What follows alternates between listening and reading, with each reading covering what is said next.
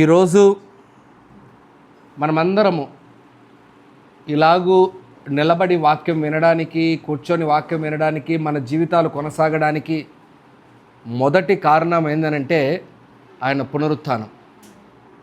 హల్లెలూయా. ప్రపంచమంతా ఆయనను ఆరాధించే భాగ్యము, ప్రపంచమంతా ఆయనతో సంబంధం ఏర్పరచుకునే భాగ్యము ఇచ్చిన దినం ఇది. నిజముగా ఈ వాక్యం మనం వినబోతుండగా చాలా శ్రద్ధ కలిగి ప్రతి మాట మనతో దేవుడు మాట్లాడుతున్నాడని అర్థం చేసుకుందాం. మత్తయి రాసిన సువార్త 27వ అధ్యాయము 62 నుంచి ముందుగా 66 వరకు చదువుదాం. తర్వాత 28వ అధ్యాయము 1 నుంచి 6 వచనాలు చదువుదాం. తొందరపడకండి, నెమ్మదిగా వాక్యం విందాం. అనగా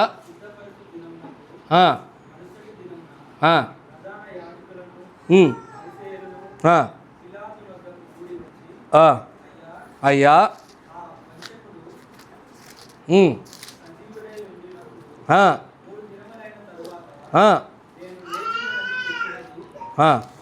చాలా శ్రేష్టమైన వాక్యాలు చదివారు మీరు.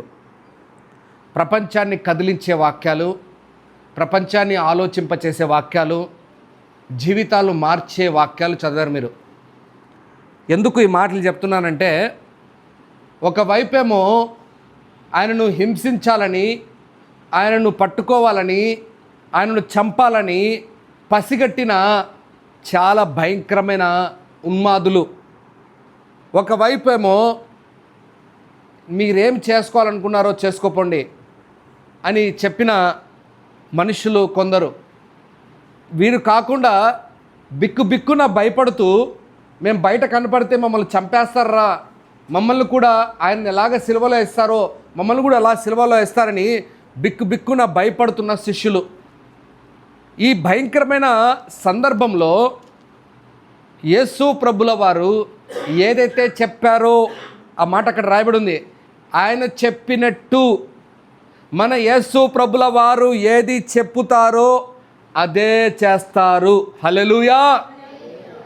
చెప్పిన మాట జవదాటడు మన దేవుడు. ఇక్కడ 3 విషయాలు మీ ముందు ఉంచాలని ఇష్టపడుతున్నాను ఈరోజు ఈ లేఖనాలన్నీ చదివిన విషయాల్లో. ముందుగా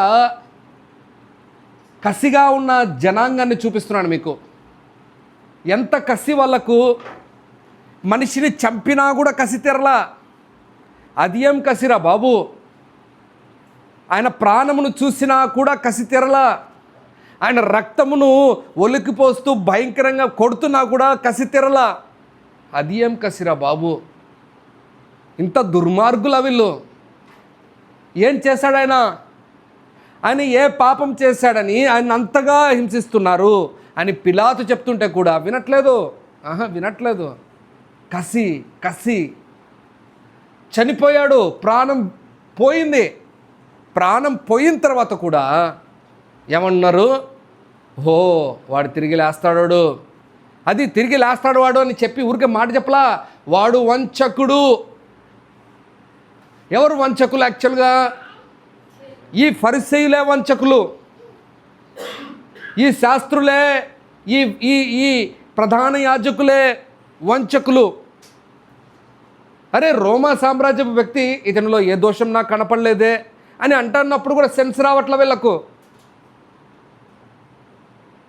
మనకు కూడా కొన్నిసార్లు చెప్పాలి అని అంటే, ఈ శాస్త్రులు, ఫరిసీయులు, ఈ ప్రధాన యాజకుల స్వభావము మనలో కూడా రావచ్చు.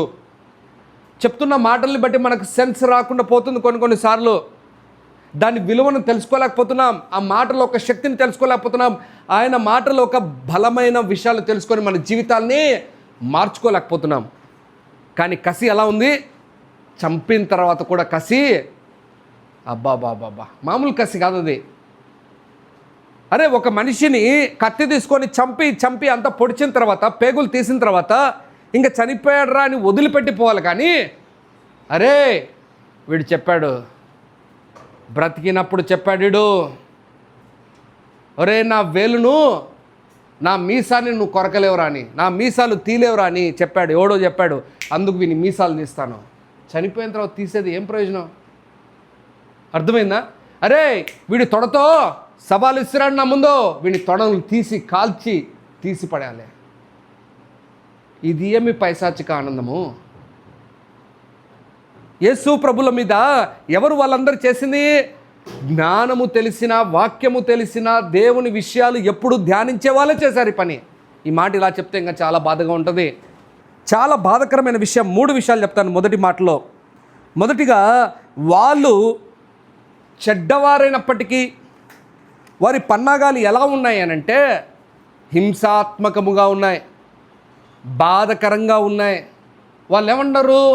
ఆయన చనిపోయినప్పుడు ఏమన్నారు తెలుసా వీళ్ళు? మాకొకటి జ్ఞాపకం ఉంది. ఏం జ్ఞాపకం ఉందంట? ఆయన చెప్పిన మిగతా మాటలన్నీ జ్ఞాపకం లేవు. మంచి మాటలు చెప్పినవన్నీ జ్ఞాపకం లేవు. ఏం జ్ఞాపకం ఉంది? తిరిగి లేస్తాడని జ్ఞాపకం ఉంది. జ్ఞాపకం పెట్టుకోవాల్సినవి మిగతావి పెట్టుకోలేకపోయారే. అరే జీవితాన్ని మార్చుకోండి రా, అరే ఎందుకు రా తప్పుడు పనులు చేస్తారు. ఫరిసేయుల గురించి బాధ ఏంటంటే, ఫరిసేయుల గురించి వారి కొద్దీ వారే చెప్పించుకున్నారు వచ్చి. ఒక సందర్భంలో ఫరిసేయులు మంచోళ్ళే, కానీ వారు చెప్తారు కానీ చేయరు. అలా మీరు ఉండకండి. మత్తయి రాసిన సువార్త 23వ అధ్యాయంలో స్పష్టంగా మాట. అప్పుడు యేసు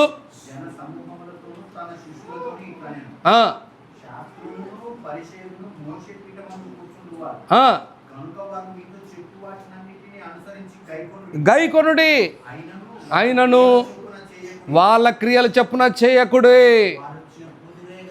చెయ్యరు. ఎవరైతే మీ జీవితాల్లో గుర్తుపెట్టుకోండి, ఎవరైనా చెప్తున్నారు చేయట్లేదు అని అంటే వాళ్ళు ఫరిసీలలో ఒకరు. అది ఏ పాస్టర్ అయినా కావచ్చు, అది ఏ విశ్వాస అయినా కావచ్చు, అది ఏ పిశాచి అయినా కావచ్చు. ఆ విశ్వాసుల పిశాచుల్లాగా బిహేవ్ చేస్తున్నారు అక్కడ. ఎవరు వాళ్ళు? 24 గంటలు గ్రంథాలు ఉంటాయి వాళ్ళ చేతిలో. దాన్ని చక్కగా చదువుతారు, దాన్ని చక్కగా వివరిస్తారు. మోషే ధర్మశాస్త్రం నందు వాళ్ళు బాగా పట్టించారు. నిద్ర లేపినా కూడా వాక్యం చెప్తారు వాళ్ళు. అంత జాగ్రత్తగా ఉన్న వాళ్ళు ఏం చేస్తున్నారు? కసి పెట్టుకున్నారు. వాళ్ళు చెప్పినా చేయరు, అది వేరే విషయం. ఇంకా ఇప్పుడు ఏంది? అతనికి జ్ఞాపకం వస్తుందంట. ఎవరికి? ఫరిసేయులకు. మనకు కూడా కొన్ని జ్ఞాపకాలు వస్తూ ఉంటాయి, అవునా? మంచి జ్ఞాపకాలు వస్తాయి, చెడ్డ జ్ఞాపకాలు వస్తాయా? 2 వస్తూ ఉంటాయి, అవునా? చెడ్డ జ్ఞాపకాలు వచ్చినప్పుడు కసి పెరుగుతుంది. ఇంకా నీకు అంత దుర్మార్గులం అయితే కాదు నాకు తెలిసి. ఏమ్మా? మంచి జ్ఞాపకం వచ్చినప్పుడు ఆ మనిషిని గుర్తుపెట్టుకొని అయ్యో మిస్ అయిపోయామే అనుకుంటాం. కానీ తప్పు చేసిన వాడిని జ్ఞాపకం చేసుకున్నప్పుడు, వాడు చేసిన పనులు జ్ఞాపకం వచ్చినప్పుడు పోనీలే వాడి కొద్దోడు ఏదో చేసుకుని వెళ్ళిపోయాడు ఇట్లా అనుకుంటామా మనము? అయిపోయింది. వాడిని వదిలిపెట్టకూడదు. వాడు ఎక్కడ ఉన్నాడో, వాళ్ళ వంశం ఎక్కడుందో, వాళ్ళ పిల్లలు ఎక్కడున్నారో, వాళ్ళ తరం ఎక్కడుందో వాళ్ళని ఏ ఒక్కరిని వదిలిపెట్టకూడదు. అంత కసి అయితే ఉండదు కదా మీకు. ఈ కసి ఉంది ఫరిసేయుల్లో, ఈ కసి ఉంది ప్రధాన యాజకుల్లో.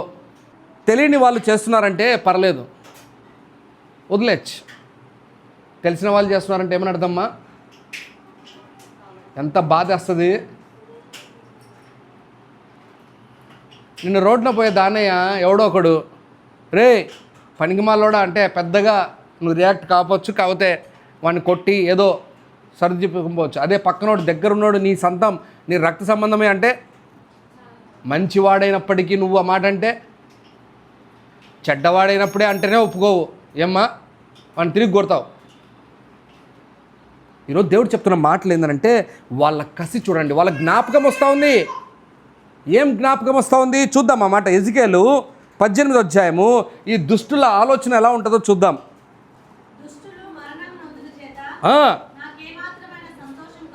సంతోషము కలుగునా?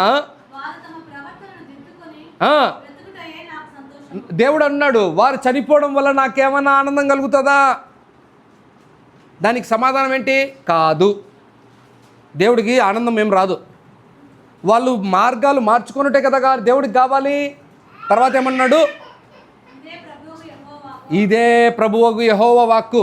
తర్వాత అయితే నీతిపరుడు, ఈ మాట వినాలి, నీతిపరుడు తన నీతిని విడిచి పాపము చేసి దుష్టులు చేయు హేయక్రియలన్నిటిని ఆ, దుష్టులు చేయు హేయక్రియలన్నిటి ప్రకారము ప్రకారము జరిగించిన ఎడల జరిగించిన ఎడల బ్రతుకున అతను బ్రతుకునా. అతడు చేసిన నీతి కార్యములు అతడు చేసిన నీతి కార్యములు ఏమాత్రమును జ్ఞాపకంలోనికి రావు. రావు. బాగా గుర్తుపెట్టుకోవాలి. అతను విశ్వాసఘాతకుడై చేసిన పాపమును బట్టి మరణమునందును. చాలు. ఒక మనిషి నీతిమంతుడిగా ముందుగా ఉండి వాడు పాపము చేసి వాడు చేయాల్సిన తప్పుడు పనులన్నీ చేస్తే వాడు ఏమాత్రము జ్ఞాపకము రాడు. తర్వాత ఏమన్నాడు దేవుడు అక్కడ? బట్టి మరణమునందును. ఒక మనిషి తప్పు చేస్తే జ్ఞాపకం రాడు, కానీ ఒక మనిషి కరెక్ట్ పని చేస్తూ ఉంటే జ్ఞాపకం వస్తున్నాడు వీళ్ళకు. ఒరే మంచి పని చేశాడు ఈయన మనల్ని ఏం తిట్టలేదే, ఈయన మనకి ఇష్టమైనట్టు చేస్తూ ఉంటే మౌనిగా ఉన్నాడే, మనం ఇంత వ్యంగ్యంగా మాట్లాడామే, అరే చిరకని అడుగుతుంటే మనం ఏలి అంటా ఉంటే రే ఏలియా అని పిలుస్తున్నాడు, ఉండురా, ఇంత వ్యంగ్యంగా మాట్లాడామే అని ఆ విషయాలు జ్ఞాపకం పెట్టుకొని ఈయన నీతిమంతుడు రా, ఈయన తప్పు చేయనివాడు రా, ఈయన ఏమాత్రము వాళ్ళే సర్టిఫికేట్ ఇచ్చారు. ఏమని ఇచ్చారు సర్టిఫికేటు? నువ్వు చాలా కరెక్ట్ అయినోడివి, నువ్వు నీతిమంతుడివి, నువ్వు చెప్తే చేస్తావు అని వాళ్ళ మధ్యలో నుంచి ఒక మనిషి వచ్చి చెప్పాడు. అవునా కదా? ఇన్ని సర్టిఫికెట్లు పెట్టుకొని కూడా వాళ్ళ ఆలోచన ఏంటి? ఆయన మనిషినే రూపు మార్పు తీసేసి పూర్తిగా చెరిపేయాలనుకున్నారు. ఎంత దుర్మార్గులు! ఎజికేల్ గ్రంథంలో ఉన్న మాటల్ని చదివినప్పుడైనా అరే ఒక నీతిమంతుడు పాపం చేస్తే వాడు జ్ఞాపకం రాడు కదా, వాడు మంచోడు కాదు కదా, కానీ ఇతను మాత్రం ఏ తప్పు చేయలేదే, ఇతను చివరి వరకు కరెక్ట్గా ఉన్నాడే, దేవుడు చెప్పింది చెప్పినట్టు చేశాడే. అరే పాత నిబంధనలో గొర్రెను ఎందుకు ఎంచుకున్నాడు అని ప్రతిసారి ఆ ప్రధాన యాజకుడు గొర్రె మీద చేయి పెట్టేటప్పుడంతా వాడికి ప్రతిసారి తెలుసది. గొర్రె అంటే ఏంటి? మౌనముగా వహించేది, సైలెంట్గా ఉండేది. ఇది కూడా ఆ గొర్రె లాంటిదే అని ఎందుకు భావించలేకపోయాడు? ఎందుకు తెలుసుకోలేకపోయాడు? ఎవరైతే దేవుడు ఆ గొర్రె రూపంలో గొర్రె వలె ఉంటాడని ఆ ప్రతి ఒక్కరూ తెలిసి కూడా వాళ్ళు గ్రహించలేకపోయారు. ఈరోజు మనము కూడా యేసు ప్రభుల వారిని గ్రహించలేకపోతున్నామేమో. మనం కూడా యేసు ప్రభుల వారిని కొన్ని విషయాల్లో అలాగే నిర్లక్ష్యం చేస్తున్నామేమో. మనము చేసే ప్రతి తప్పులు, మనము నీతిమంతులుగా యథార్థంగా ఉండడానికే ప్రయాసపడాలి, కానీ ఎప్పుడు పనులు చేయకూడదు. అక్కడ చూడండి, నీతిమంతుడు ఏమయ్యాడంట? తప్పులు చేసిన వాడయ్యాడంట. తప్పులు చేసిన వాడైనప్పటికీ వాడిని దేవుడు వదిలిపెడతాడా? వదిలిపెట్టాడు. గుర్తుపెట్టుకోండి, దేవుడు ఏ ఒక్కరిని వదిలిపెట్టాడు. తప్పులు చేస్తున్న మన జీవితం ఎలా ఉందో, మన ఒంటరి జీవితం మనకి ఎలా ఉందో మనకే బాగా తెలుసు. అవునా? దానికోసం మళ్ళీ ఎవరైనా చెప్పాలా? ఇప్పుడు మీ దగ్గరకు వచ్చి ప్రవచించాలా? మన స్పెషల్ కేటగిరీ. మనం ఎలాంటి వాళ్ళని తెలుసా? మన కోసం ప్రార్థన చేసి ఎదుటి వాళ్ళు ప్రవచించాలా. ఏం ప్రవచించాలి బ్రదర్? మన లోపల ఉండేవి చెప్పాలా. మనకు తెలియదు లోపల ఉండేటివి తెలియదు బ్రదర్. ఒక ఆమె ఉంది సిస్టర్, నాకు 2011లో నేను దేవునిలో నడుస్తున్నప్పుడు ఆమె దగ్గరికి వెళ్ళి ప్రార్థన చేయించుకోనికి మా అమ్మ బలవంతం చేస్తుంది, పోరా ప్రార్థన చేసుకో. ఇంకా ఇది ఒక కేటగిరీ ఉంటారు. నేను ఎక్కడో ఉంటే పోనైనా ప్రార్థన చేస్తుంది, నీ గురించి చెప్తుందంటే నా గురించి ఏం చెప్పాలమ్మా? నా గురించి ఏందో నాకు తెలుసు, నేను దరిద్రుడని తెలుసు, నేను బాగైనవాడిని నాకు తెలుసు అని నేను చెప్తా ఉంటే మా అమ్మ ఇలా పో సరే పోయి ఆ పాస్టర్ ఆ పక్కన కూర్చొని ప్రార్థన చేయమని చెప్పింది. మా అమ్మ చెప్పింది ఇట్లా అంటే ప్రార్థన చేస్తాను అని చెప్పి ప్రార్థన చేస్తే, బ్రదర్ నాకు పొగ కనపడుతుంది అన్న. పొగ కనపడుతుందా? నాకు అర్థం కాలే. ఇక్కడెక్కడ పొగ ఉంది అని నేను చూస్తున్నా. ఇక్కడ కాదు బ్రదర్, నువ్వు పొగ తాగుతావు అంటే, లేదమ్మా నేను తాగనే అంటే, తాగేవాడివి. మళ్ళీ మాట మార్చేసావు వెంటనే. మాట ఏం మార్చేసింది? తాగేవాడివి. అప్పుడు కూడా తాగలేదే, లేకపోతే ముందు తాగబోతున్నావు. ఇవన్నీ చెప్పారా నాయన? ఇట్లా టోళ్ళ దగ్గరికి వెళ్ళి సోద చెప్పించుకోవడానికి రెడీ ఉన్నాం మనం. నా గురించి చెప్పు, నా గురించి చెప్పు, నా గురించి చెప్పు. ఒరే, నీ గురించి మీకు తెలుసు. మీరు నీతిమంతులా, తప్పులు చేసేవాళ్ళ మీకు తెలుసు. నేనేమంటాను తెలుసా, మనం కూడా ఫరిసేయుల్లాగా, మనం కూడా ప్రధాన యాజకుల్లాగా నిర్లక్ష్యముగా ఉండక మన జీవితాన్ని నీతిమంతుల్లాగానే కొనసాగించుకుంటూ జాగ్రత్త పడి తప్పులు చేయకుండా జాగ్రత్త పడవలసిన వారం మనం. అర్థమవుతుందా మీకు ఈ మాట? ఈ మాట మీకు గుచ్చుకోవాలి లోపల. ఎందుకో తెలుసా, ఈ తెలిసిన వారే చేస్తున్న తప్పులు ఇవే, తెలియని వారు కాదు. మీకు ఒక మంచి మాట చెప్తాను చూడండి. యాకోబు రాసిన పత్రిక 4వ అధ్యాయం 17వ వచనంలో ఇలా ఉంటుంది, మేలైనది తెలిసి కూడా, ఆ మాట ఎంత చక్కగా యాకోబు గారు రాశారో, మేలైనది తెలిసి కూడా చేయని వాడు పాపము. పాపము అంటే ఏదో కొత్తగా వచ్చేది కాదు, సిగరెట్ తాగితే వచ్చేది కాదు, మందు తాగితే వచ్చేది కాదు, చెంప మీద చెల్లున కొడితే వచ్చేది కాదు పాపం.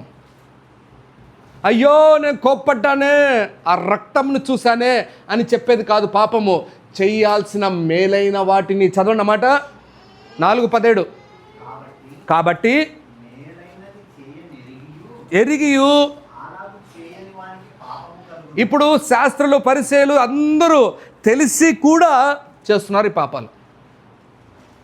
తెలిసి కూడా. మనకెన్ని తెలిసి కూడా మనం చేస్తూ ఉన్నాం. నేను ఒక మాట చెప్తాను, మనకు తెలిసి అలాగే చేస్తూ ఉంటే మనం శాస్త్రుల పరిసయ్యుల వలె కసి కలిగి పాపాన్ని చేసేవారము తయారవుతాం. గుర్తుపెట్టుకోండి ఈ మాట. తెలిసి కూడా వాళ్ళు చేశారు ఈ పని. మీరు ఎన్ని తెలిసి పాపాలు చేస్తున్నారు? మేలైనది తెలిసి కూడా ఈ పని చేయాలి, ఈ పని చేయకపోతే దేవుడు కోప్పడతాడు, ఈ పని చేయకపోతే దేవుడు ఇష్టపడ్డు, ఈ పని చేస్తే దేవుడికి ఇష్టం ఉండదు, ఈ పని చేస్తే దరిద్రంగా దేవుడు నన్ను కొడతాడు అనే భయం కలిగి ఉండి కూడా పాపం చేస్తుంటే నువ్వు చాలా చాలా చాలా వ్యతిరేకమైన వాడివి. ఎవరికి వ్యతిరేకమైన వాడివి తెలుసా? దేవునికి వ్యతిరేకమైన వాడివి. నాకు కాదు బ్రదర్, నాకు మాత్రం దేవుడు ఒకటే నేర్పించాడు. చెంప ఒకటి మీద కొట్టావా, రెండో చెంప చూపించమన్నాడు. కాబట్టి చూపిస్తా, నేను చూపిస్తా.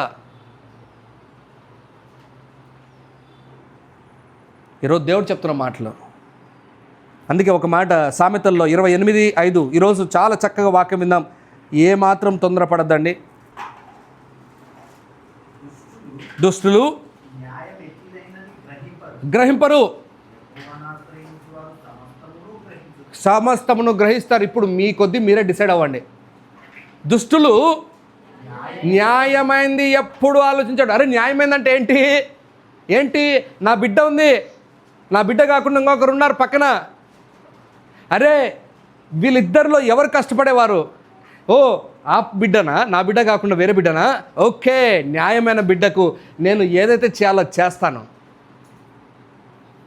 అది న్యాయం. అట్లా కాదు, నా బిడ్డే. అందుకే చాలామంది చదువుతుంటే ఉద్యోగాలు వస్తుంటాయి. ఎందుకు రావు తెలుసా? మనం పడాల్సిన కష్టాలు పడ్డంలా. దేవుడు ఒకవేళ కనుసైగా చూసి ఎవరు కష్టపడ్డారని చూస్తే అందులో మనం ఉన్నామో లేదో.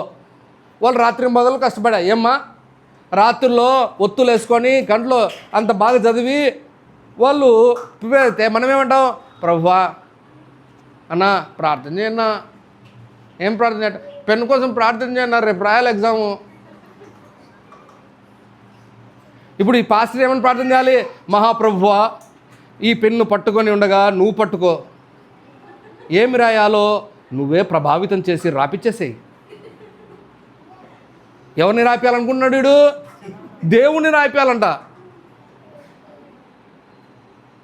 ఇలా దగ్గరికి మోషేని పంపించాలా? ఎవరిని పంపించాలా? ఎందుకు మోషేని పంపించాలన్నా అన్నాను.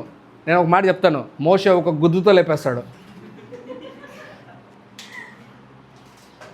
అవునా కదా? WWFలో ఊరికట చూపిస్తారు, దుబ్ వాడు పడ్డు ఏం కాదు, ఉత్త డ్రామా.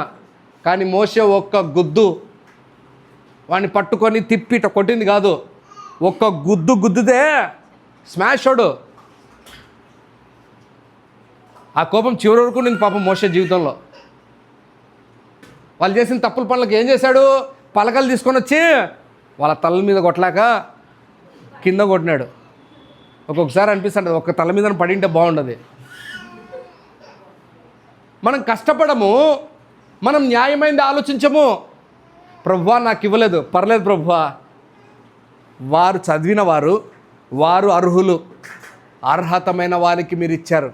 పరలోక రాజ్యంలో కూడా నువ్వు సరిగ్గా పని చేస్తావా, నువ్వు సరిగ్గా నేర్చుకుంటావా, నువ్వు సరిగ్గా దేవుళ్ళు నడుస్తావా, అది నీతో సవాలు కానీ పక్కనోడితో సవాలు కాదు.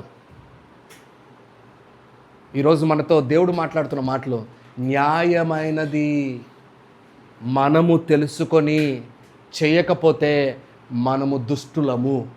ఎవరం బ్రదర్? దుష్టులు. ఎంతకాలం వాక్యం విన్నా మారకపోతే ఏం ప్రయోజనం? నీ దేవుడు సాధారణమైన దేవుడు కాదు. తండ్రి మాటకు లోబడినవాడు, ప్రతి దెబ్బ తిన్నవాడు, నీకోసం ప్రాణం పెట్టినవాడు, భూమి అంతటిలో ఏరుకున్నా కూడా ఒక్క వ్యక్తి దొరకడు. ఆ ఒక్క వ్యక్తి తిరిగి లేపబడినవాడు. హల్లెలూయా. అలాంటి దేవుని దగ్గర ఉన్న నువ్వు, అలాంటి దేవుడి దగ్గర ఉన్న నేను, మనం తెలిసి కూడా చేయలేకపోతున్నామేమో. వాళ్ళు కూడా తెలుసు, వాళ్ళ జ్ఞాపకం వస్తున్నాయి, మనకు కూడా జ్ఞాపకం వస్తున్నాయి. కొన్ని అప్పుడప్పుడు జ్ఞాపకం వస్తుంటాయి. ఏంటి అన్న వాక్యం చెప్పాడు, ఏమని చెప్పాడు? సినిమాలు చూడకూడదు అన్న వాక్యం చెప్పాడు, సినిమా పాటలు వినకూడదు అన్న వాక్యం చెప్పాడు, అబ్బో ఆ పని చేయకూడదు అన్న వాక్యం చెప్పాడు, ఈ పని చేయకూడదు. జ్ఞాపకం వస్తాయి, కానీ ఏం చేస్తాం మనం? చెప్పాలి నిజం, మళ్ళీ చేస్తాం. పోనీలే 2 నిమిషాలే అన్నను పక్కన పెడదాం, కొంచెం అన్న పక్కన పెడదాం, దేవుడిని కొంచెం సేపు పక్కన పెడదాం. ఇంకెక్కువ మాడితే పక్కన దేవుని రూమ్లో పక్కన వేరే రూమ్లో పెట్టేసి అంటారు కదా, ఈ దినాల్లో అందరి ఇళ్ళలో దేవుని రూమ్లు ఉన్నాయి కదా, ఆ రూమ్ వరకే పరిమితి. ఎక్కువ మాడితే దానికి తలుపులు కూడా వేస్తారు. నువ్వు ఆడే ఉండు బా, మోకాలు వేసేప్పుడే ఆడికి పోయి మోకాలు వేస్తాడు అంతే.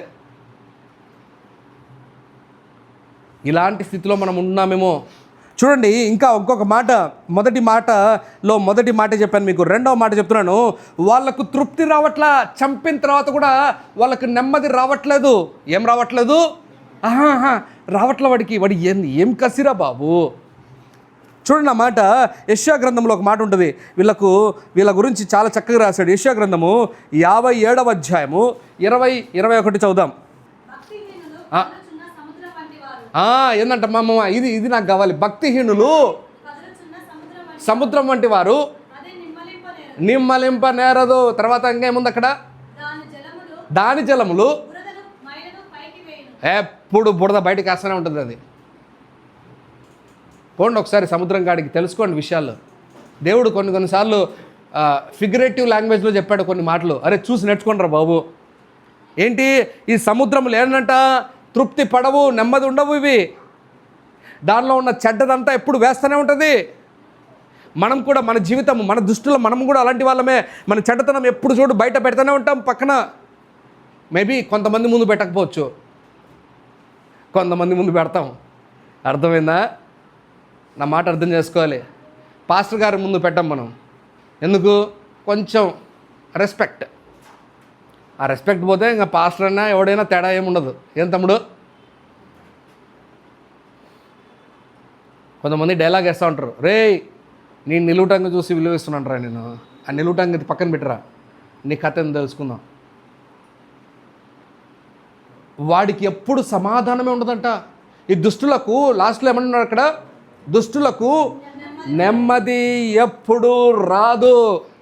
నువ్వెంత చదివినా రాదు, ఎంత డబ్బులు వచ్చినా రాదు, నీ దగ్గరికి ఏం కావాలని కోరుకున్నా కూడా వచ్చిన దాన్ని బట్టి కూడా నీకు తృప్తి రాదు. నేను చెప్తున్నా, నీ మాట బాగా గుర్తుపెట్టుకోండి. అక్కడున్నాడు నాకు చిన్న వయసులో ఒకడు.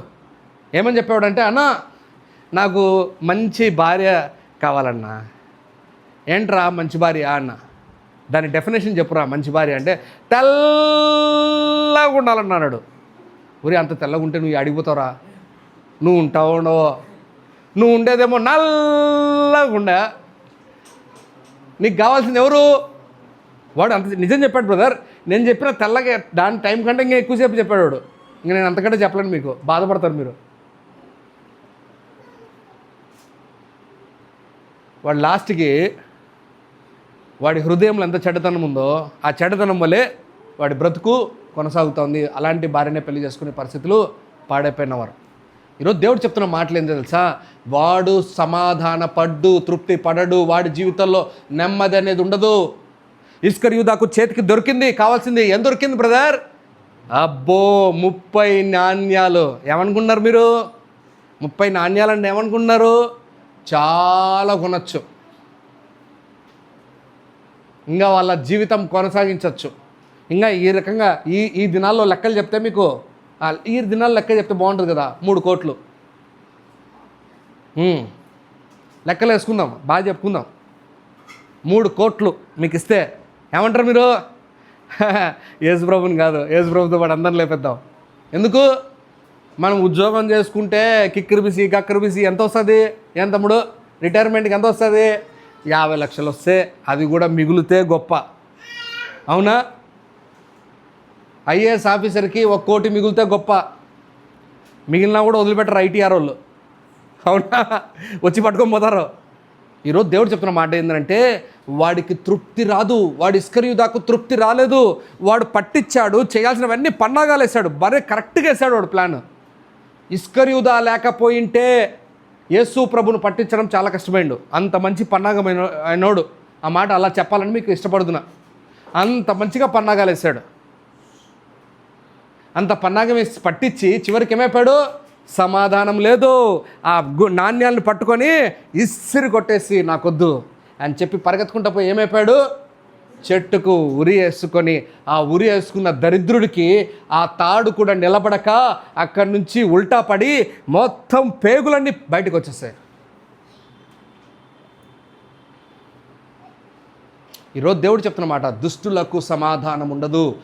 ఎలాగైతే ఆ ఫరిసీయులకు, ఎలాగైతే ఆ ప్రధాన యాజకులకు సమాధానం లేదో, యేసు ప్రభుని చంపిన తర్వాత కూడా సమాధానం లేదో, నాకు తెలిసి ఇంత దుర్మార్గుడు ఎక్కడున్నాడేమో. మన మందికి అలాంటి స్వభావం ఉండకూడదు, మనలో అలాంటి ఆలోచనలు ఉండకూడదు, అంత పగ అంత కసి ఉండకూడదు. ఇంకొక మాట అక్కడ ఉంది, వీళ్ళు ఏమన్నారు? డిసీవర్ అంట, వాడు వంచకుడు అంట. ఎవరు వంచకుడు? యాక్చువల్గా అసలు వంచకుడు ఎవరు చెప్పండి మీరు? అసలు వంచకుడు వీళ్ళు, ఎవరైతే మాట్లాడుతున్నారో వాళ్ళు వంచకులు.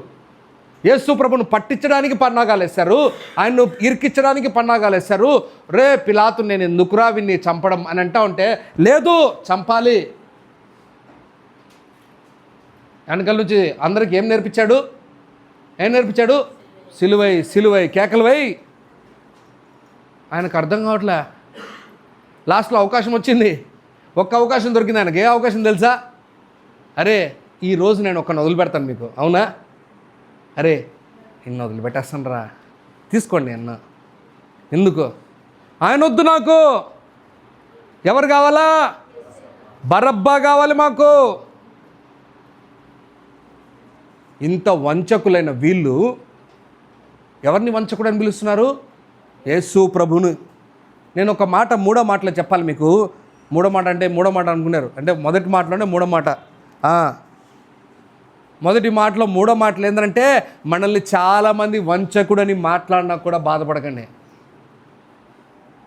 చూడండి ఆ మాట, సామెతలు 29వ అధ్యాయము 27వ వచనం చదువుదాం. నీతిమంతులకు హేయుడు అంట. ఓకే, యథార్థవంతుడు భక్తిహీనుడికి. ఇప్పుడు ఎవడు? 2వ మాటలో కరెక్ట్గా అర్థమవుతుంది మన వాళ్ళకు. భక్తిహీనుడికి యథార్థవంతుడిని చూసి ఏమవుతుందంట? హేయం, అసహ్యం. ఎవడన్నా మంచిగా ప్రార్థనలు ఉన్నాడు, మంచి ప్రార్థన చేస్తున్నాడు, దేవునితో సహవాసం ఉంది, యథార్థంగా దేవుడు, బ్రదర్ వాక్యం ఇలా ఉంది కదా బ్రదర్, ఇలా చేద్దాం. పెద్ద చెప్పొచ్చాడబ్బా వాక్యం. ఏం చెప్తాను తమ్ముడు? పెద్ద చెప్పొచ్చాడబ్బా వాక్యం. మాకు తెలియదు వాక్యం. చిన్నప్పటి నుంచి వాక్యం, ఎగిరినప్పుడు వాక్యం, తిన్నప్పుడు వాక్యం. వాడు అంటాడు ఇంగ్లీష్ లాగా, ఏంది? I eat English, I drink English, I speak English. వాక్యం కూడా అలాగే అంట వాడికి. వాడు నిద్రపోసినప్పుడు వాక్యం, నిద్ర లేచినప్పుడు వాక్యం, ఎగురుకున్నప్పుడు వాక్యం. మాకు తెలియని వాక్యాల. వాడికి హేయం, లోపల ఏముందంట? అసహ్యం వేస్తుందంట. ఎవరిని? యథార్థవంతుల్ని చూసి. అందుకే భక్తిహీనులను చూసినప్పుడు మీరు బాధపడకండి. భక్తిహీనుల్ని ఎవరు రెస్పాన్సిబుల్ తీసుకుంటారు? దేవుడు చూసుకుంటాడు వాళ్ళ గురించి. నువ్వు బాధపడద్దు. యేసు ప్రభుని కూడా చూసి ఏమన్నారు? వంచకుడు. యేసు ప్రభునే వంచకుడు అన్నారు. ఇంకా నేనైతే లెక్కలో లేమో. మనము యథార్థవంతులను చూసి భక్తిహీనులకు అసహ్యం పుడుతుందంట. ఛీ. కీర్తనలు 37వ అధ్యాయము 12th verse 12-13. భక్తిహీనులు నీతిమంతుల మీద దురాలోచన చేయుదురు, వారిని చూచి పండు కొరుకుదురు. వారి కాలం వచ్చుచుండుట ప్రభువు చూస్తున్నాడు. ఇంకా తర్వాత అయిపోయిందమ్మా అక్కడ. వారిని చూచి ఆయన నవ్వుచు. చాలా వినాలి ఈ మాట చక్కగా. భక్తిహీనులు, చదుదాం బ్రదర్స్. భక్తిహీనులు నీతిమంతులను చూసి ఏమొస్తుందంట? దురాలోచన. బ్రదర్ నీ మీద వస్తుంది బ్రదర్ ట్రాప్స్, ఒకవేళ నువ్వు మంచిగా ఉంటే.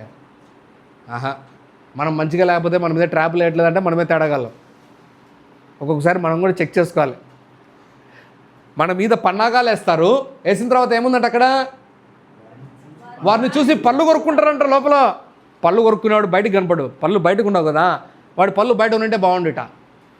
కొరుక్కుంటారని అర్థమైంది మనకు. ఏం చేస్తాం? పళ్ళు కొరుకుంటా అంటే లోపల జరిగేది పని. అవునా కదా బ్రదర్? ప్రసాద్ బ్రదరు మామూలోడు కాదు. ప్రసాద్ బ్రదర్ వందనాలు బ్రదర్, బాగున్నారా? బయటికి మాత్రం వందనాలు, లోపల మాత్రం ఆ పండ్ల మధ్యలో ఏది వేసినా కూడా నలిగిపోతుందేమో. ఏం తమ్ముడు? రాళ్ళు వేసినా కూడా మట్టి అయిపోతుందేమో. మిక్సీ కంటే బాగా పనిచేస్తుందేమో. తర్వాత ఏమన్నాడు? వారిని చూసి వారి కాలం వచ్చినప్పుడు ప్రభువు చూస్తున్నాడు. బాగా గుర్తుపెట్టుకోండి బ్రదర్స్. ప్రభు చూస్తున్నాడు. ప్రభు చూసి ఏమంటాడంట? నవ్వుకుంటాడు. ఇక్కడ పళ్ళు కొరుక్కునేవాడు ఒక కేటగిరీ, నవ్వుకునేవాడు ఇంకొక కేటగిరీ. ఆడ దేవుడు అన్నాడు, ఉందిరా నీకు, ఉండురా. నువ్వు మంచోళ్ళని చూసి ఏం చేసుకున్నావు? మంచోళ్ళని చూసి ఏమని చేస్తున్నావు? వ్యంగ్యంగా మాట్లాడుతున్నావు. మనం అందుకే దైవజనులు సరైన వాళ్ళని పైన మనము వాళ్ళు కరెక్ట్ వాళ్ళనో కాదో మనం తెలుసుకోవాలి. తెలుసుకున్న తర్వాత వారి మీద మనము వ్యంగ్యమైన మాటలు మాట్లాడకూడదు. ఎవడు చూస్తూ ఉంటాడు? అది దేవుడు చూస్తూ ఉంటాడు. గుర్తుపెట్టుకో. దేవుడు చూసి ఏం చేస్తాడు? నవ్వుకుంటాడు. ఎవరిని చూసి నవ్వుకుంటాడు? నవ్వుకుంటే బాగుంది బ్రదర్, జోక్ అనుకున్నారు అనుకమ్మా. నవ్వులో 2 నవ్వులు ఉంటాయి. అర్థమైందా? నీకు టైం వచ్చినప్పుడు ఆ నవ్వు విలువ తెలుస్తుంది.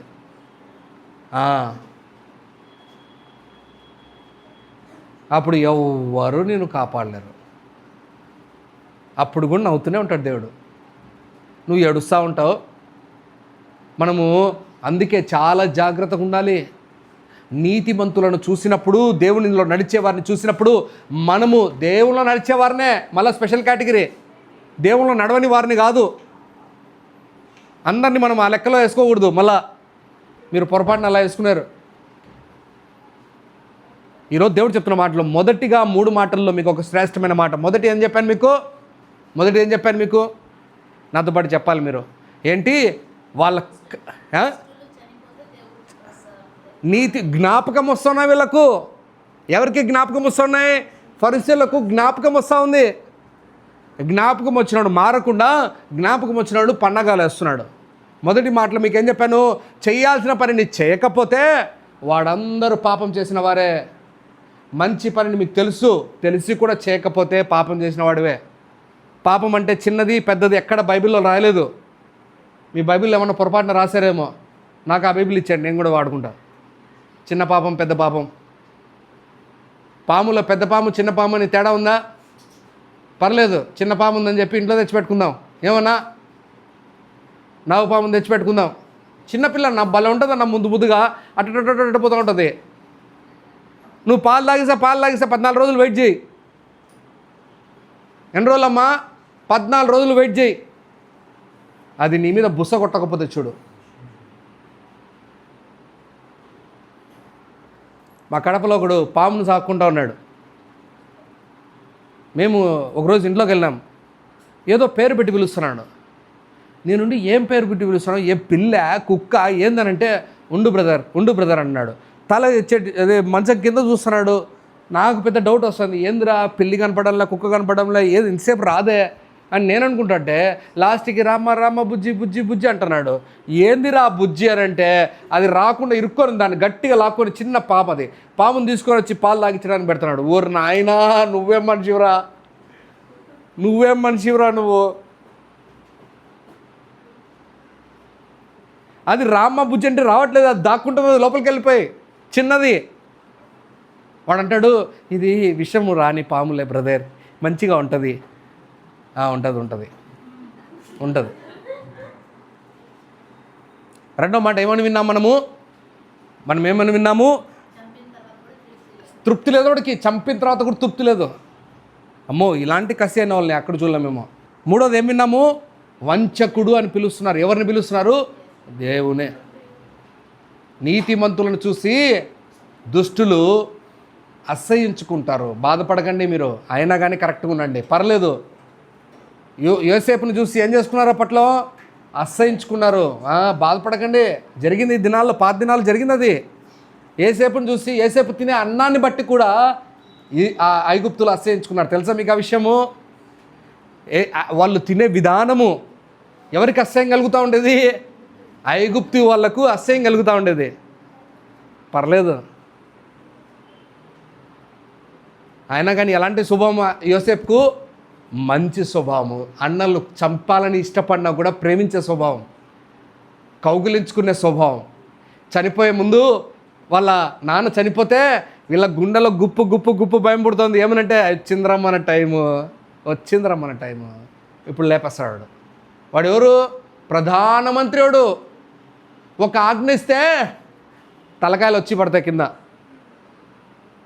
అంటాడు యోసేపు, దేవుడు నన్ను పంపించాడు రా, మీ అందరి కోసం నన్ను పంపించాడు. ఆ మాట చెప్తే తలలు ఎక్కడ పెట్టుకోవాలో కూడా అర్థం కావట్లే అన్నలకు, పెద్దోడికి. ఈరోజు దేవుడు చెప్తున్న మాటలు మనం కూడా యేసు ప్రభుల వలె మార్చబడాలి, యేసు ప్రభుల వలె తగ్గించుకోవాలి, యేసు ప్రభుల వలె ఎవరైనా మాట్లాడుతున్నా మనం ఏమాత్రం బాధపడకూడదు. వంచకుడు అంటాడు, దరిద్రుడు అంటాడు, ఏమైనా మాట్లాడతాడు నీ గురించి, నా గురించి. మనం కరెక్ట్గా దేవునిలో ఉంటున్నామా లేదా మనల్ని మనం పరీక్షించుకోవాలి. ఈ పునరుత్థాన దినం నాతో మాట్లాడుతున్న దేవుడు రెండో మాటలోకి వద్దాం. అక్కడ యేసు ప్రభుల వారు ఏం చెప్పాడంట? వాడు 3వ రోజు తిరిగి లేస్తానని చెప్పాడంట. 63వ వచనంలో ఉంది. అక్కడ ఏమనుంది? 63వ వచనంలో తిరిగి లేస్తాడు. చదువు బ్రదర్. 3 దినములు అయిన తర్వాత మాకు జ్ఞాపకం ఉన్నది. 3 దినాల తర్వాత ఎందుకు లేయాలి? ఏం 1 దినం తర్వాత లేయచ్చు కదా? ఏమ్మా, ఏం 14 దినాల తర్వాత లేయచ్చు కదా? ఏం 7 దినాల తర్వాత లేయచ్చు కదా? ఏం 3? ప్రతి దానికి బైబిల్లో చాలా విషయాలు ఉన్నాయి. మేబీ మనము పని చేయాల్సిన రీతిగా పని చేయకపోవచ్చేమో. ఈ మాట ఇలాగే అర్థం చేసుకోవాలి మీరు. మనం పని చేయాల్సిన రీతిగా పని చేయలేమేమో, కానీ దేవుడు మాత్రం పని చేయాల్సిన రీతిగానే పని చేస్తాడు. చాలామంది క్వశ్చన్లు వేస్తారు, ఏం ఆదామును ముందు చేయొచ్చు కదా? ఆదాము ముందు భూమి ఆకాశములను నిరాకారముగా ఉన్న భూమిని, ఎన్ని క్వశ్చన్లు వస్తాయో మనిషికి.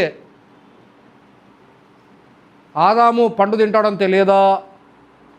బ్రదర్ చెప్పండి బ్రదర్, పెద్ద క్వశ్చన్లు వచ్చాయి వీళ్ళకు. ఇంకేం క్వశ్చన్లు నాయనా? చాలా డౌట్లు ఉండే వాళ్ళకి డౌట్లు చాలా ఉంటాయి. నేను కూడా ఫస్ట్ రక్షింపబడిన దినాల్లో ఎక్కడైనా పట్టుకొని డౌట్లు పరిగెత్తుకుంటే లేవని. 3 దినాలు కాలేదే, సంవత్సరం వరకు ఈ 3 దినాల మీదనే నా మనసు అంతా ఉండింది. ఏ 3 దినాలు? ఈ 3 దినాలే లెక్కేసుకున్నా నేను. ఏ లెక్కేసుకున్నా? ఓకే గురువారం అవ్వట్లేదే, ఎట్లా అవ్వట్లేదు ఇది అవ్వట్లేదే. 2010 అంతా ఇదే నా బతుకు. 3 ముక్కలాట అయింది. ఎవరన్నా పాస్టర్ కనపడా పరిగెత్తుకుంటూ వెళ్ళిపోయి వాక్యం అయిపోయిన తర్వాత, బ్రదర్ 3 దినాలు ఎట్టయినాయి ఇట్లా అడిగేవాడిని. నేను అడిగేవాడిని, నీ గురించి కాదు, నా గురించి. అప్పుడు అనిపించింది, తెలియదు కదా. తర్వాత దేవుడు చాలా విషయాలు, ఇప్పుడు అవన్నీ విషయాలు మాట్లాడేదానికంటే మీకు అర్థం అవ్వాలని చెప్తున్నా. 3కు ప్రాధాన్యత దేవుడు స్పష్టంగా ఆదికాండము మొదటి అధ్యాయము 9వ వచనంలో నుంచి 13వ వచనం వరకు చేసిన మొదటి పని, ఆయన చెప్పింది మొదటిగా మనం చూస్తున్నాం. ఆయనే ముందు చెప్పాడు. ఎప్పుడు చెప్పాడు? మత్తయి రాసిన సువార్త 16వ అధ్యాయం 21. ముందు అది చదువుదాం.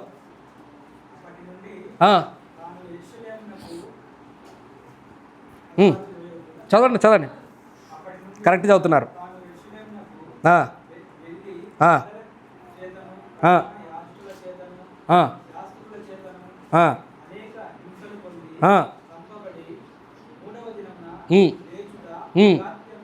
అగత్యం.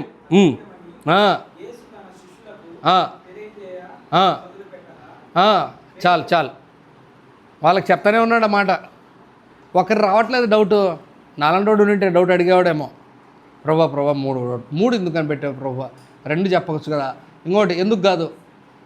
చాలా డౌట్లు శిష్యులు అడగల. డౌట్లు ఎవరికి వస్తూ ఉంటే చెప్పాలి మీరు. డౌట్లు ఎవరికి వస్తాయి చెప్పాలి మీరు. డౌట్లు ఎవరికి వస్తాయి? మళ్ళీ నేను ఎందుకు 3 సార్లు అడుగుతానండి మిమ్మల్ని.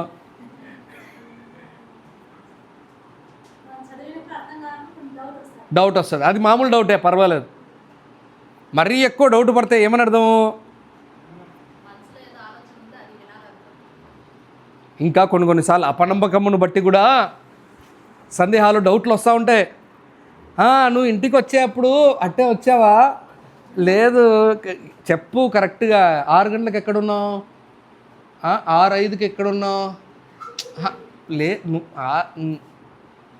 ఎందుకు 2-3 సార్లు? ఎక్కడో ఉంది, కొడతా ఉంది. ఆదికాండము 1వ అధ్యాయము 9 నుంచి 13. అక్కడ ఉన్న మాటలు నన్ను చాలా ఆలోచింపజేశాయి. ఏంటంటే భూమి 3వ దినము ఏర్పరచబడిన విధానం నన్ను చాలా ఆలోచింపజేసింది. ఏమైందంట ఆ దినము? 1వ అధ్యాయము 9 నుంచి.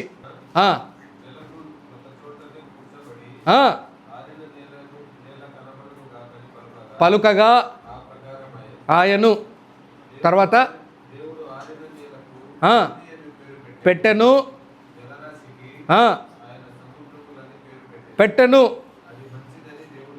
చూచెను,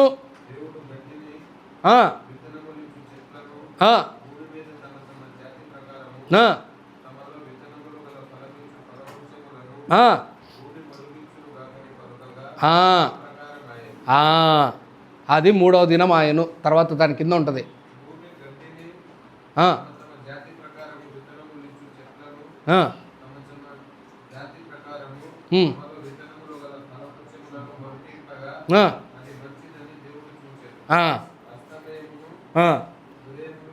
కలుగగా. అది మేబీ నేను 3 అనే పదానికి ఎక్కువ డీప్గా ఎక్స్ప్లెయిన్ చేయలేనేమో, నా జ్ఞానం సరిపోదేమో, అందులో డౌటే లేదు. బట్ ఉన్న కొంచెం పరిమిత జ్ఞానంలో చెప్తాను మీకు. మరి ఇంకా దీన్ని ధ్యానించవచ్చు, చాలా విషయాలు ఉంటాయి. అందులో భూమి అని పేరు ఎక్కడ పట్టబడింది? 3వ దినమే పెట్టబడింది.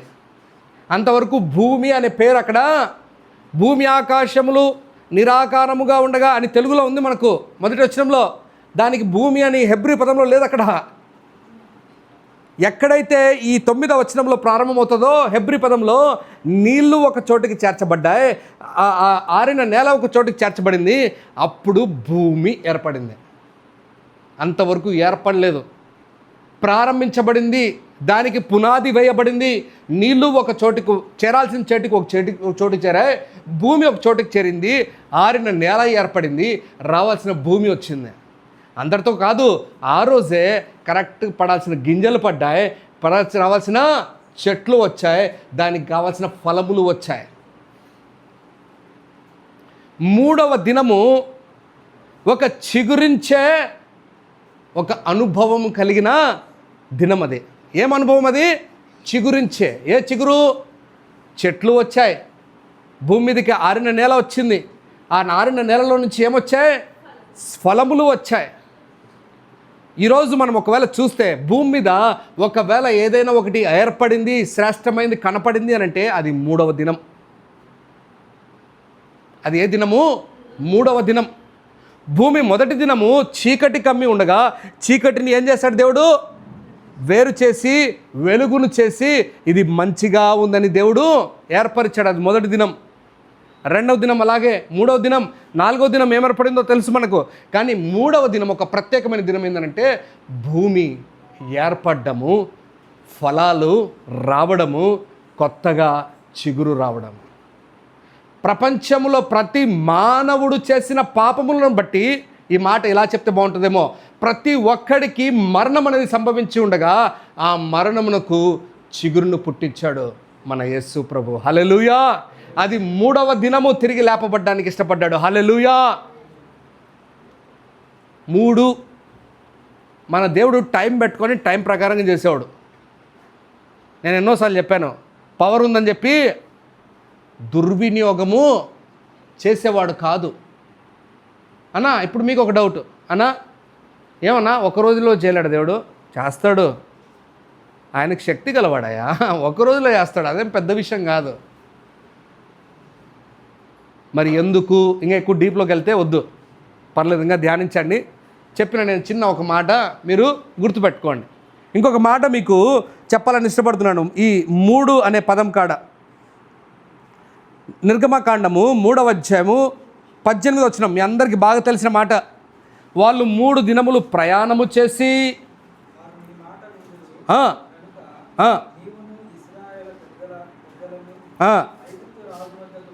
ఐగుప్తు రాజు దగ్గరికి వెళ్ళి అతన్ని చూచి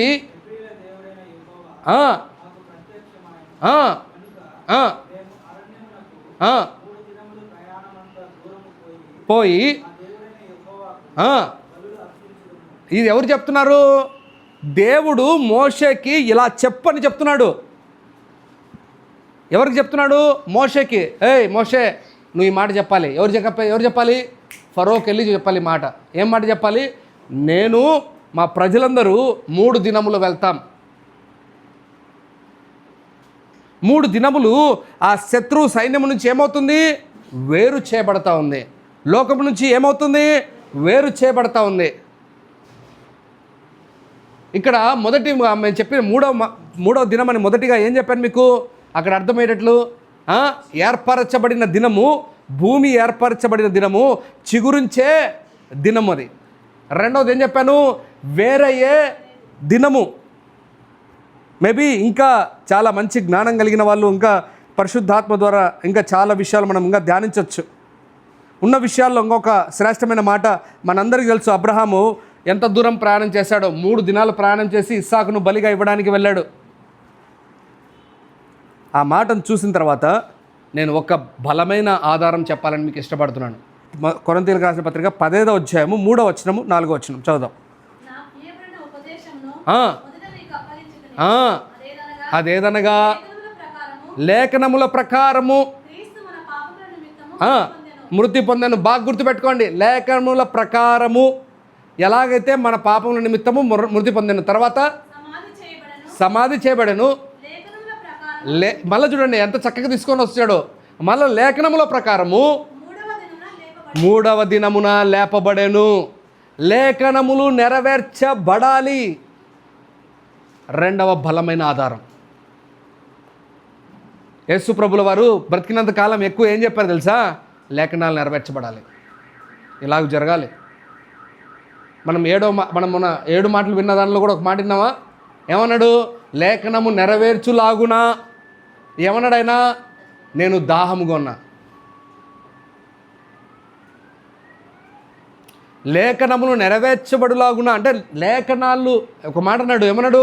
ఆకాశము గతించునేమో, భూమి గతించునేమో, నా లేఖనాలు మాత్రం ఖచ్చితంగా నెరవేర్చబడతాయి. ఆ లేఖనాలు నెరవేర్చబడాలి అనేది యేసు దేవుడికి ఒక నిబంధన కరెక్ట్గా పెట్టుకున్నాడు. నేనే మాట్లాడిచ్చాను నా ప్రజల ద్వారా, నేనే ఇచ్చాను వాక్యము. ఆ వాక్యానికి నేనే కరెక్ట్గా దాని ప్రకారంగా జీవిస్తా. లేఖనములు నెరవేరులాగున. మొదటిది ఎలాగో మీకు చెప్పాను. రెండవది లేఖనాలు నెరవేరులాగున. మూడవది చాలా మందికి అవసరమైంది. ఇప్పుడు చాలా అవసరమైంది. ఇక్కడ చాలా విలువైనది. మత్తయి రాసిన సువార్తలో మనందరికీ బాగా గుర్తుండాల్సింది 28వ అధ్యాయము 19వ వచనంలో బాప్తిసం గురించి మాట్లాడుతూ ఎలా బాప్తిసం ఇవ్వాలంట? చదువుదాం మాట. కాబట్టి మీరు వెళ్ళి ఆ, సమస్త జనులను ఉమ్, శిష్యులుగా చేయుడి. ఉమ్, తండ్రి యొక్కయు ఉమ్, కుమారుని యొక్కయు పరిశుద్ధాత్మ యొక్కయు ఉమ్. నామములోనికి ఇదో పెద్ద ప్రాబ్లం అయిపోయింది ఇప్పుడు. ఈ తండ్రి యొక్కయు పరిశుద్ధాత్మ యొక్కయు కుమారుల బాప్తిసం ఇవ్వమంటే ఎంతమంది ఎన్నెన్ని మాటలు మాడతారు ఈ దినాల్లో. యేసు ప్రభులో ఇచ్చేసారు కదా. ఒక్కరు ఎట్లయినా ఇచ్చేయచ్చు ఈ దినాల్లో, బాప్తిసం ఎట్లయినా ఇచ్చు. యేసు ప్రభు చెప్పిన మాట అది. తండ్రి యొక్కయు కుమారుడు యొక్కయు పరిశుద్ధాత్ముని యొక్కయు ఆయన పేరుట ఏమంట. నామములోనికి వారికి బాప్తిసం ఇప్పుడు అదే రెండవ మాటలో మూడవ మాట, నేను ఈ మాటను జతకూర్చాలని ఇష్టపడుతున్నాను. బట్ మేబీ ఈ వాక్యం ఎందుకు ఇలా చెప్తున్నానంటే, మనం చాలామంది మన దేవుడు త్రిమూర్తులు అనుకుంటాం. మేబీ జ్ఞానం కలిగి కొంచెం ఎక్కువ డీప్గా పోయినప్పుడు మనం అనుకుంటుంటాం ఏమని, త్రిమూర్తులు. మన దేవుడు త్రిమూర్తులు కాదు. ఎవరు కాదు? త్రిమూర్తులు కాదు. త్రిమూర్తులు అంటే ఎవరు? ఇండిపెండెంట్గా పనిచేసేవాళ్ళు. త్రిత్వమై ఉన్న దేవుడు ఎవరు? ఒక్కడే ముగ్గురుగా ఉన్నాడు. ఈ మాట అర్థం చేసుకోవడానికి మనం ఇంకా చాలా జ్ఞానం కావాలి. ఎందుకు ఈ మాట ఇలా చెప్తున్నానంటే, 3కు చిహ్నము దేవుని స్వరూపము. దేవుని స్వరూపము. ఎవరి స్వరూపము? దేవుని స్వరూపం. మనమందరం ఎవరి స్వరూపంలో ఉన్నాము? మనందరికి బాగా తెలుసు. ఆదికాండం 1:27 రండి అన్నాడు కదా దేవుడు అక్కడ. రండి మనము నరుని మన స్వరూపమందు చేద్దాం. త్రిత్వమై ఉన్న దేవుడు ఇప్పుడు మనం కూడా ఈ కిషోర్ కాదు, ఈ కిషోర్ ప్రాణం ఒకటి, ఆత్మ ఒకటి, ఇంకా శరీరం ఒకటి కాదు, ఒక్కటే. అర్థమైందా? అలాగే దేవుడు ఒక్కడే పని చేసేటప్పుడు పాత నిబంధన నుంచి కొత్త నిబంధన వరకు, భూమి ఆకాశములు ఉన్నంత వరకు సమస్త సృష్టి చేసిన ఆయన దేవుడు ముగ్గురు పని చేస్తారు, ముగ్గురు ఒకే రకంగా ఉంటారు, ఒకే రకంగా పనిచేస్తారు. త్రిత్వము అనే దానికోసము ఇంకా చాలా డీప్గా మీకు చెప్తున్నాను. ఎందుకు ఈ మాట చెప్పాలి? 3వ దినము, 3 అనే సంఖ్య మనం చూస్తుంటే మన దేవుని స్వరూపము. మన రీస్టోర్ అవ్వాలి అని అంటే మనం ఏ స్వరూపంలోకి రీస్టోర్ అవ్వాలి? మనం ఏ స్వరూపాన్ని కోల్పోయాం? మనము దేవుని స్వరూపాన్ని కోల్పోయాం. అవునా కదా? పాపం చేసి ఏం స్వరూపాన్ని కోల్పోయాము? దేవుని స్వరూపాన్ని కోల్పోయాం. ఆ స్వరూపాన్ని తిరిగి రీస్టోర్ చేయడానికి యేసు ప్రభుల వారు 3వ దినమున తిరిగి లేచబడ్డాడు. మేబీ ఈ మాటలు మీకు మెటమార్ఫిక్ అలా కనపడుతూ అనిపించిండొచ్చు. బట్ నేను ఒకే మాట చెప్తాను, ఏదైనా లేఖనాలు నెరవేర్చబడాలని దేవుడు స్పష్టముగా చేశాడు ఇవన్నీ. 3వ మాట చెప్పి నేను ముగిచ్చేస్తాను. 3వ మాట విందాం. ఆ 3వ మాట ఏంటంటే, హీ ఈజ్ నాట్ హియర్. లాస్ట్లో 28వ అధ్యాయము మనం చదివాం, అక్కడ 6వ వచనం, he is not here and he is Ryzen. ఏదైతే వాళ్ళు కాకూడదని ప్రయాసపడ్డారో, ఈ మాట చివరిగా 3వ మాట నేను చెప్తున్నాను, బాగా వినాలి. ఏదైతే జరగకూడదు అనుకున్నారో అదే జరిగిపోయింది. ఎవరికి జరిగింది? దుష్టులకు, భక్తిహీనులకు, ఫరిసీలకు, బాగా మదమెక్కిన ఎవరికి? వాళ్ళకు ఏం పేరు వాళ్ళు చెప్పాలి? ప్రధాన యాజకులకు. ఏదైతే జరగకూడదు అనుకున్నారో వాళ్ళ బలమంతా ఉపయోగించారు. పిలాతు అన్నాడు, తీసుకెళ్ళు, ఎంతమందిని తీసుకెళ్ళి ఏం చేయాలి? పోయి కూర్చోండి అక్కడ. వాళ్ళు ఏం చేశారంటే అక్కడ ముద్ర వేసి ఆ రాయికి వాళ్ళు పడిగాపులు కాశారు. అక్కడ నాకు తెలిసి డెడ్ బాడీ దగ్గర ఎవరు పడిగాపులు గారేమో. ఏమ్మా, డెడ్ బాడీ దగ్గర ఎవరైనా పడిగాపులు కాస్తారా? భూమి మీద ఎవ్వరు ఎదురు చూడరేమో తిరిగి లేస్తాడని. వీడు చెప్పాడు, వీడు లేస్తాడు. మనం ఉందాం. అంత బలమైన రాయిని దొర్లించడమే కష్టం. చచ్చిపోయినాడు ఒకవేళ లేచినా కూడా. లాజరస్ పాపం ఆ రాయిని దొల్లలేకనే ఏమన్నాడు? మీరు రాయిని దొల్లించండి అన్నాడు. అర్థమైందా? మళ్ళీ ఇక్కడ క్వశ్చన్ ఏకండి, యేసు ప్రభు లేపినోడు లాజరస్ రాయి తీసుకోలేడా? ఎక్కడ లేని డౌట్లు. యేసుప్రభు చెప్పింది చేద్దాం, మనం రాయి తీద్దాం. ఇక్కడ ఒక మాట చెప్పాలి మీకు, ఏంటి, అంత పకడ్బందీగా ప్లాన్ వేసినా కూడా ఏదైతే జరగకూడదు అనుకున్నారో అదే జరిగింది ఆ పునరుత్థాన దినాన. హల్లెలూయా. ప్రపంచమంతా ఎదురు చూస్తుంది, రాకూడదు, బయటికి లేకూడదు. లేచాడనంటే మనం అయిపోయాం, కథం. నేను ఇంకొక మంచి మాట చెప్పాలి. ఎంతమంది చూశారంట మీ అందరికి తెలుసు. 1 కొరింథీయులకు రాసిన పత్రిక 3వ మాట త్వరగా ముగిచేస్తాను. 15వ అధ్యాయం 6వ వచనంలో మీ అందరికి తెలుసు, 500 మంది పైగా, 500 ఎక్కువైనా ఒక్క సమయమందే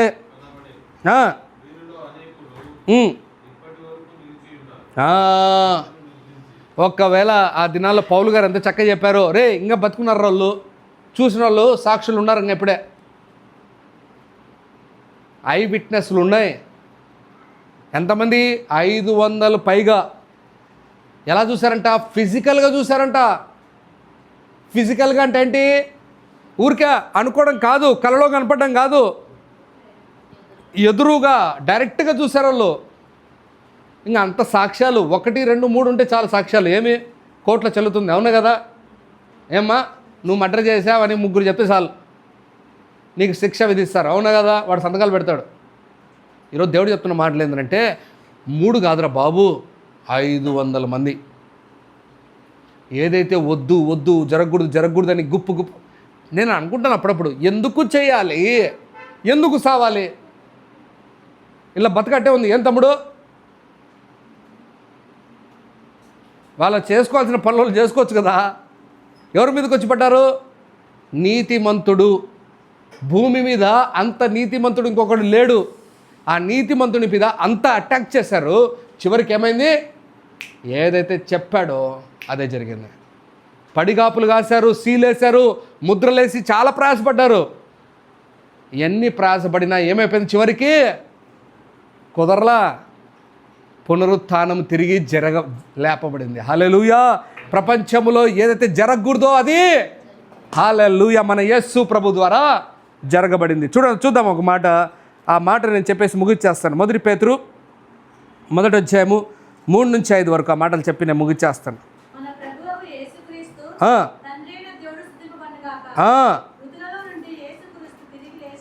తిరుగు లేచుట వలన, బాగా వినాలి మాట, జీవముతో కూడిన నిరీక్షణ. నార్మల్ నిరీక్షణ కాదు. మనందరికీ చాలా విషయాల్లో నిరీక్షణలు ఉంటాయి. ఆ నిరీక్షణలో జీవం లేకుండా పోవచ్చు, ఆ నిరీక్షణలో నమ్మకం లేకుండా పోవచ్చు, ఆ నిరీక్షణలో ఆధారాలు లేకుండా పోయి ఉండొచ్చు. బట్ ఈ నిరీక్షణ ఏంటంట? జీవము కలిగిన నిరీక్షణ మనకు కలుగునట్లు.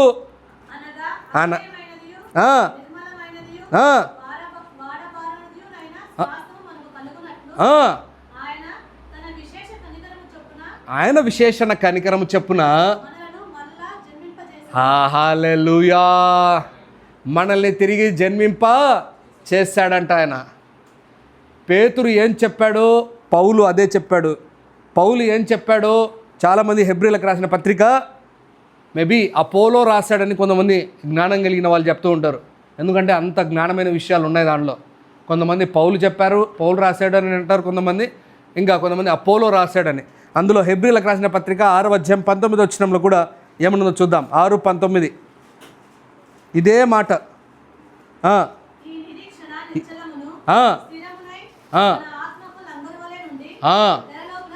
అబ్బబ్బబ్బబ్బ మనకు ఆత్మకు లంగరు వలే. ఏ నిరీక్షణ? ఆయన తిరిగి లేపబడిన నిరీక్షణ. హెబ్రీలకు రాసిన పత్రిక అదే మాట ఉంటుంది. తీతుసు 2వ అధ్యాయం 13వ వచనం. అనగా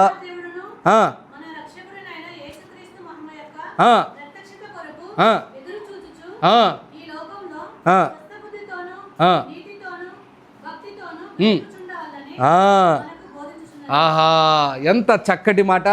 పౌలు అదే చెప్పా, పేతురు అదే చెప్పా, ఇంకొకరు మంచి జ్ఞానము కలిగిన అపోలోస్ కూడా అదే చెప్పా. నేను ఒకే మాట చెప్తాను చివరికి. అందరూ చెప్పింది ఒక్కటే, అందరూ చేసింది ఒక్కటే. మనం కూడా అదే నమ్మాలి, అదే చేయాలి. పేతురు బోధ సపరేట్ అని కాదు, పౌలు బోధ సపరేట్ అని కాదు, ఇంకొకరు బోధ ఇంకొకటి అని కాదు. సజీవమైన ఏమవ్వాలి? మనము నిరీక్షణ కలిగిన వారమై ఏర్పరచబడాలి. హల్లెలూయా.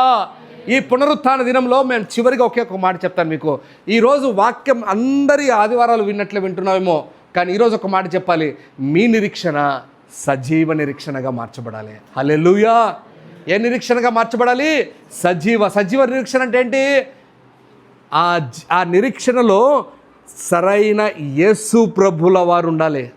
జీవం ఎవరు తీసుకొని వస్తారు? ఒక యేసు ప్రభు తీసుకొని వస్తాడు. బాగా గుర్తుపెట్టుకోండి. ఆ నిరీక్షణలోకి ఎవరు రావాలి? యేసు ప్రభు రావాలి. అప్పుడే నీకు ఆ నిరీక్షణకు ఏం దొరుకుతుంది?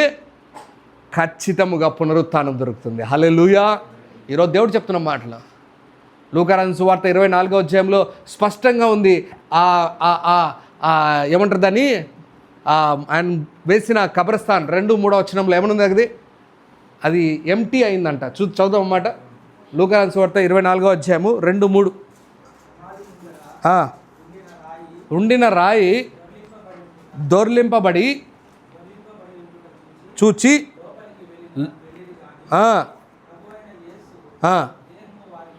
కనబడలేదు. ఈరోజు దేవుడు చెప్తున్న మాటలు ఏంటి తెలుసా?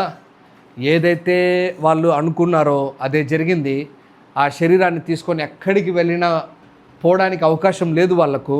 అంత పన్నాగాలేసి పట్టుకునే వాళ్ళు ఉన్నారు. అన్నిటికంటే మీకు ఒక మంచి మాట చెప్పాలి. ఏంటో తెలుసా? ఎంత పకడ్బందీగా ప్లాన్ వేసి బంధించాలని ఇష్టపడ్డా వాళ్ళ చేత కాలేదు. హల్లెలూయా. ఈరోజు అది పెద్ద సజీవ సాక్ష్యము. ఇజ్రాయెల్కి నువ్వు నేను వెళ్తే కూడా ఆ స్థలం ఏమైపోయింది? అది అలాగే తెరవబడి ఉంది. హల్లెలూయా. ఆ సజీవమైన దేవుడు మనతో మాట్లాడుతున్నాడు ఈరోజు. ఆ నిరీక్షణలోనికి ఎవరు రావాలి? మనకు యేసు ప్రభు వస్తే మనము కూడా సజీవ సాక్షుల్లో మనం ఒకరం అవుతాము. మనం కూడా రేపు రాబోతున్నలో యేసు ప్రభు వచ్చినప్పుడు పునరుత్థానంలో ఒక భాగం అవుతాం. హల్లెలూయా. రండి ప్రార్థన చేద్దాం.